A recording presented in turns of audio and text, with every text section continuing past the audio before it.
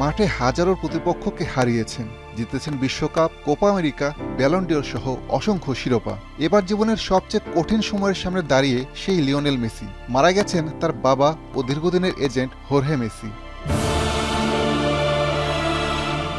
Argentine সংবাদ মাধ্যম ইনফোবায়ের তথ্য অনুযায়ী শুক্রবার রাতে রোজারিওর একটি ক্লিনিকে স্থানীয় সময় রাত 10টার দিকে মৃত্যু হয় হোর্হে মেসির। এ সময় তার বয়স হয়েছিল 68 বছর।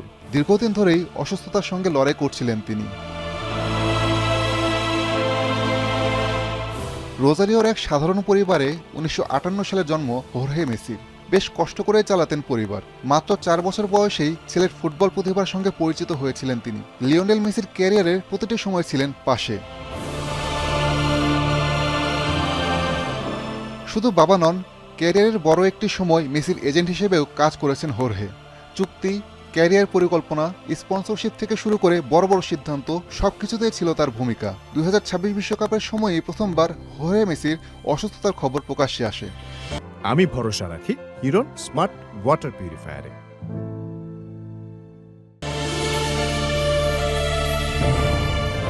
মেসি যখন আর্জেন্টিনার হয়ে বিশ্বকাপ খেলছিলেন তখন তার স্বাস্থ্য নিয়ে নানা গুঞ্জন ছড়িয়ে পড়ে।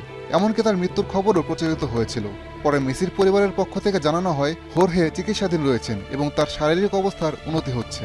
কিন্তু এবার সত্যিই থেমে গেল তার জীবনযাত্রা। মেসির জীবনের সবচেয়ে বড় অর্জনগুলোর পেছনে ছিলেন হোর্হে মেসি। তার প্রয়াণে শোক নেমে এসেছে আর্জেন্টিনা সহ বিশ্ব ক্রীড়াঙ্গনে। নিঃসন্দেহে সবচেয়ে বেশি ক্ষতিটা হয়েছে লিওনেল মেসিরই। আসাদুজ্জামান লিটন, এখন।